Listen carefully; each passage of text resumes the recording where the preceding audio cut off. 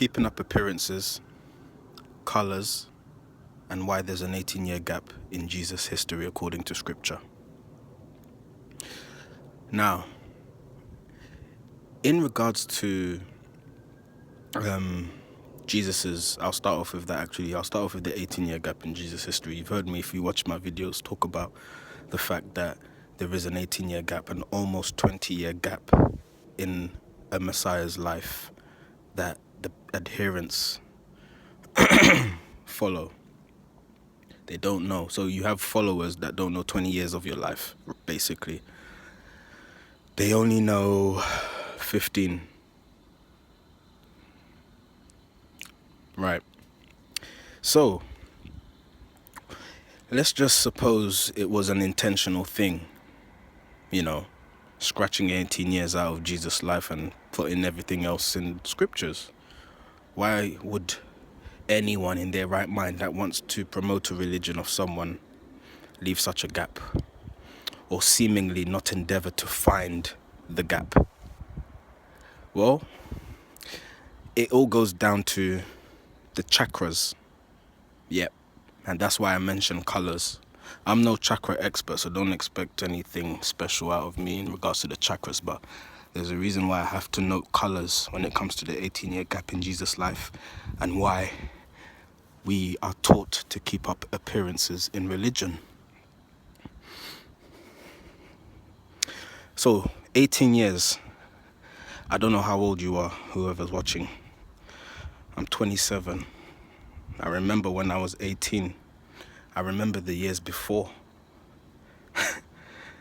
And as you grow up, as a boy or a girl, you are first a baby, then you're a child, then you're a teenager, and then finally you're an adult. So by 18, you now start thinking you're an adult. And there's a gap in Jesus' life from the age of 12 to the age of 30, hence the 18-year gap. So you can only imagine, really. You have to use your imagination, because that's all we're left with. The church doesn't help us in that respect. We just have to use our imagination, what he was up to in those 18 years, from age 12 to age 30. And you can imagine there would be things that Jesus got up to as a human being, a man being in the flesh, living as an adolescent, and then a young man. And I'm not talking about any scandal, no, don't get me wrong, I'm not gonna go that far, to be honest with you. But and it's also said, I must say, that there's some alternative stories about Jesus. Some alternative stories even say that he didn't know he was actually the Messiah until he was like a teenager at some point.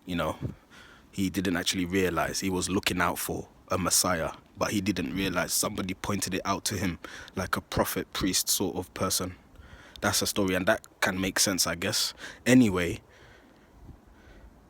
this was a child who was going through puberty, becoming more aware of himself in the physical, the red chakra, your root, which sustains you on this physical plane.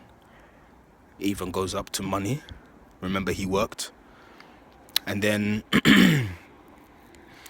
you've got the green chakra, where the Sacred Heart comes from, the whole concept of it, which obviously is the wisdom that he attained when he became the Christ. So obviously, between him being born and being 12 and him being the Christ, what was Jesus like? How was he as a friend?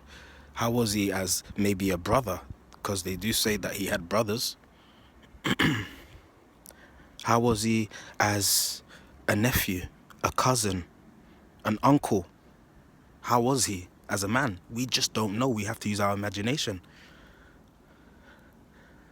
But people do know. People do know. And those priests in those high chairs in the Vatican, those priests who we go to day and night, night and day, to listen to, spouting the words of the Lord regarding Jesus, they know. And they know his nature very well, and the fact that we can relate to him better than we would think because of what we've been taught by these men.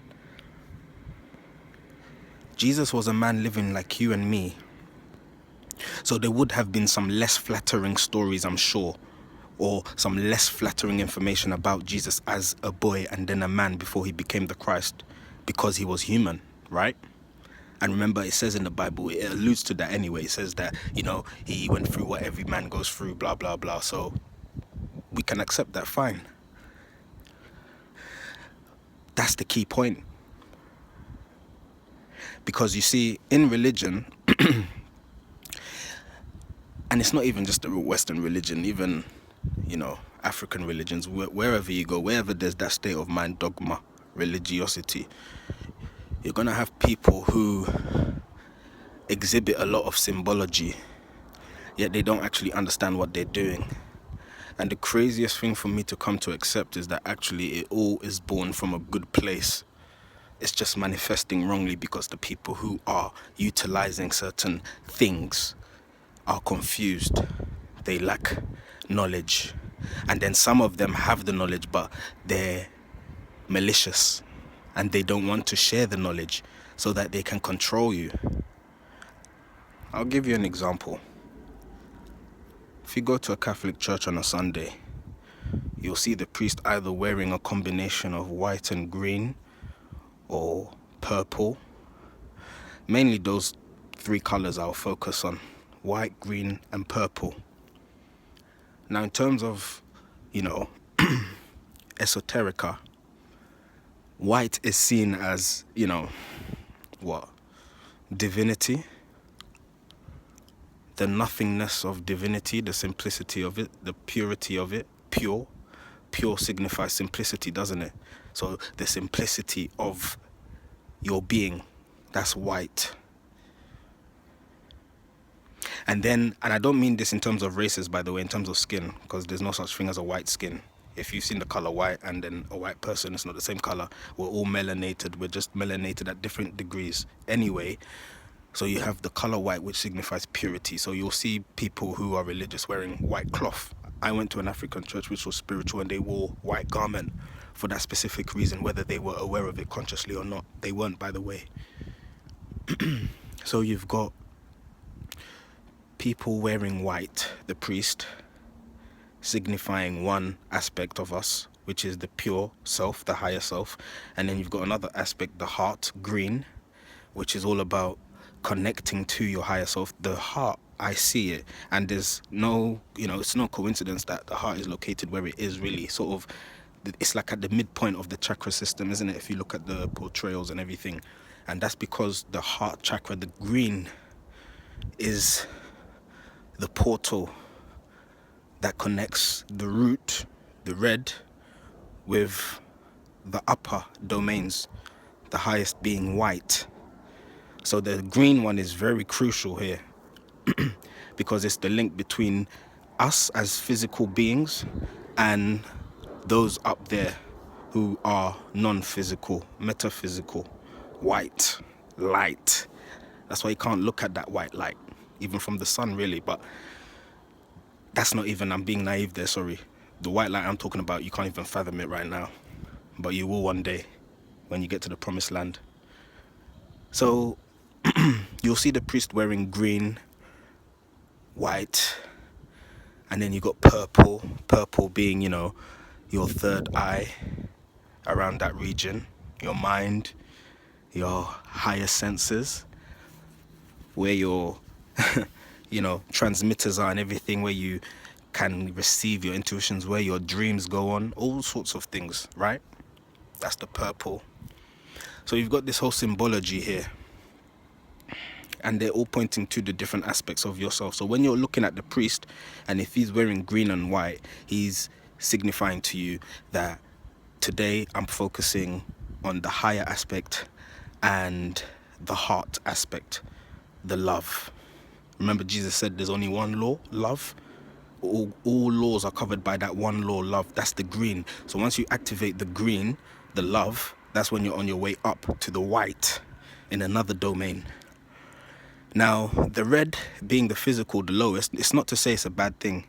You really can't say it's a bad thing. I know it may not even make sense to say that, but you can't say it's a bad thing because we're here for a reason. This is the gym. This is the work we have to do. It's like needing to drive a bus and not having a bus, for example, if you drove buses for your work. So you need the root chakra, the red. And I think it may be signified in parts of the church and other cultures as well and religions. But you'll have, for example, one church like this African indigenous church, a spiritual church. I won't say any names or anything because it's not just them. It's a mind state. So it's not just like, oh, it's you that thinks like this.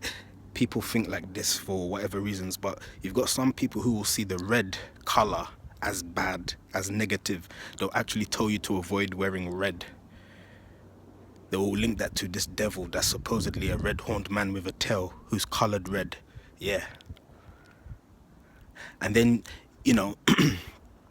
why I need to point that out is because you see, and also with the priest, when he's delivering those messages, giving you the symbology, unless you can decode the symbology, you're not going to get the message. That's why a lot of people will go to church and they come out and they've not been inspired really. They've not really got anything because they've not got any message. They've just got a load of blubber. But if you can decode the symbol, you'll see that they're talking about something here. But it only goes so far. You have to take it further because if you don't, you won't get anything. You'll come out the church confused. So this is the problem here. They know, but they don't want you to know. Because once you know, they become obsolete in their function as it is today. And this is what Jesus talked about. But if you can decode the symbols and what people, believe about certain colors, then you'll make sense of it, or you can connect the dots yourself and teach yourself. And what you'll find is that all these religions, consciously or subconsciously, I think it's partial, really. Part of it is subconscious, part of it is conscious. What these religions are doing is creating an imbalance in its adherents. Those people who subscribe to those religions are imbalanced. Because, for example, if you were balanced, you would know you have to function on all the chakras, all the colors, not just one color here or one color there. It's so funny that with the spiritual churches, their focus is on the white. That's why a lot of them will wear white robes. Because they're focused on the top, like another dimension, not even the third dimension. That's where their focus is. And they don't want to integrate the white with the other colors. For example, the red or the black, which they say is evil. Because those colors are deep and they're dark. Not knowing, if they knew their metaphysics, that they would know that the denser a color is, it simply signifies its density. Sorry, I said it. The darker a color is, the more dense it is. So, for example, red and black, it's not that they're evil colors or they're, they're maleficent numbers or, like they're omnific numbers, bad colors. They're not bad colors. Even numbers, sorry. People will say there's certain numbers that are bad, certain numbers that are good. That is functioning from a place of imbalance. You're supposed to integrate all the numbers and all the colors. But back to the colors. So you've got some people who will say, focus on the white. Focus on that at the top. And everything else below, you can neglect. In fact, they're evil. Don't touch them. So your root chakra, which has to do with your maintenance on this earth as you try to ascend, so the actual place where you're working, you should neglect. Because the world we live in is an evil world owned by the devil, so you should neglect it. You should forsake everything and just live in your head upstairs. You don't have to worry about washing yourself. You don't have to worry about earning money. You don't have to worry about feeding your kids. You just live upstairs because you're following the white light. All the other lights are bad. Then on the other hand, you've got the Western church, you've got the Christian church, who will now say, okay, this white light is hocus pocus and it's evil. Don't practice any spirituality because it's evil. It's fake, it's not true, blah, blah, blah, whatever. It's all been done before. So don't focus on that. Don't focus on the white light. Only focus on the denser lights. Only focus on the denser colors. Only focus on, the lower chakras. Don't focus on the high chakras. Focus on the lower. You can focus up to your heart. You can give all your heart out and be abused because you're imbalanced. So your heart open and you're imbalanced, you're going to be used and abused by us. Yes, you can do that, but don't go for the white light. Don't go for that. You see? So they have created imbalances, and they still continue to now. I'm just trying to stop it. I'm really trying my best to just get my ramblings out there so that people can hear it from another perspective. I've been there. I've been with those people. I've listened to those people for many years. So I know what I'm talking about. I'm not just talking anything here. I don't even need to talk, but I have no choice, because what I see in front of me is a robbery.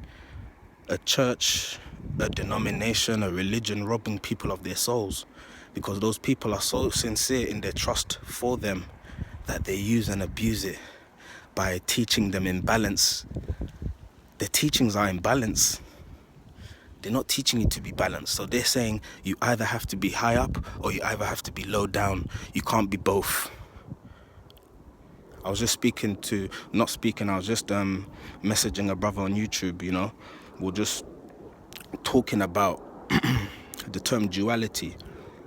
We're just talking about how everything won't be dual, 1, 2, left, right, opposites. It will all be one.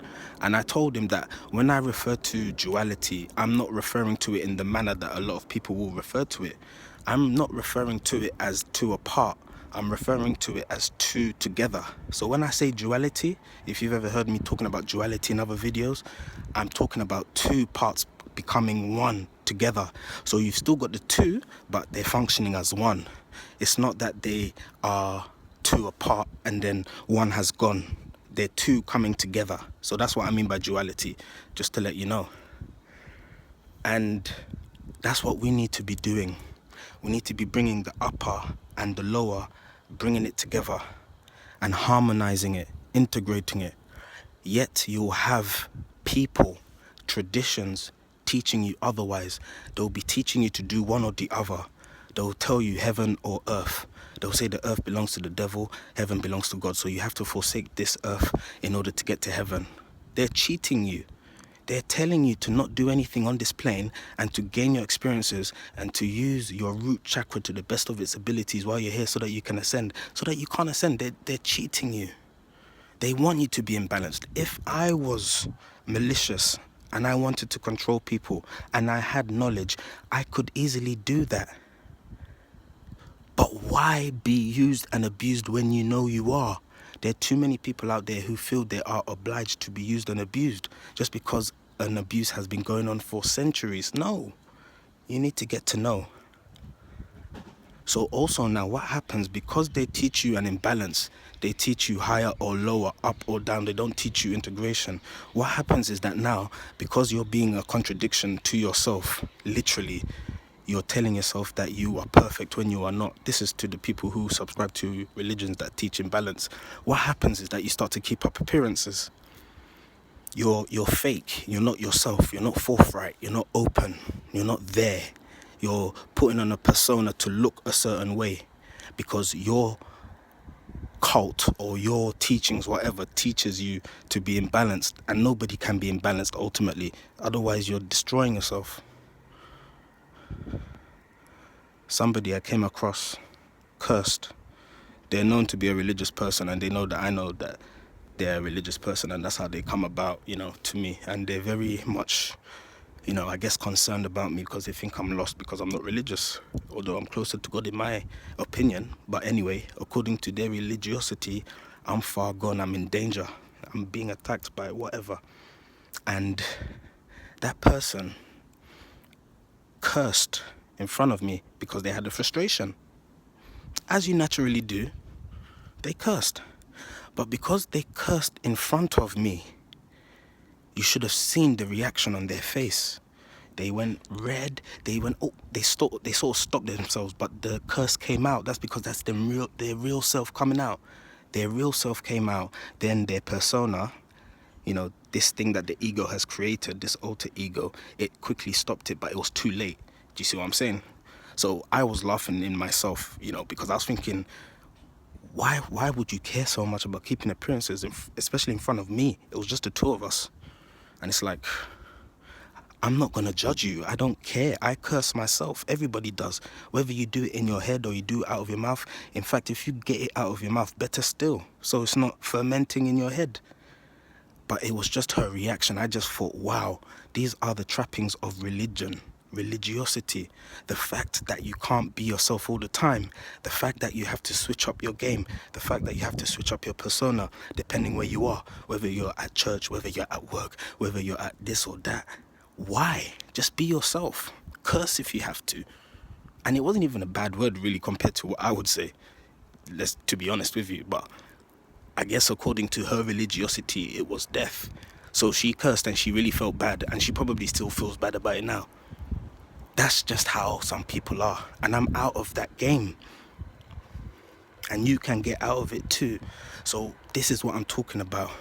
The fact that you can become so imbalanced, you have to put on a persona to give the appearance that you're balanced, but you're not. Yet somebody who is balanced or balancing themselves, so integrating the higher with the lower, appears to be a contradiction to the person who is imbalanced and wrong, because they're practicing alchemy, the person who's starting to integrate themselves. So you can do that today. It's a mindset. It's all about you. So colors, keeping up appearances, and why there's an 18-year gap in the Bible. Of course, if people knew what Jesus was up to throughout all of his life, everything was documented when he was an adolescent, everything, I'm sure people would be like, what? I don't need to keep up appearances. But the reason why the priests will not tell you what Jesus was getting up to and how he lived as a normal human being like me and you is because they want you to keep up appearances. They themselves are keeping up appearances because they know and they're acting like they don't. So always bear that in mind when you're speaking and functioning and hearing and interacting with people who may be in a dogmatic state, because dogma is imbalance, pragma is integration. So always remember that, my people. Thank you for your time.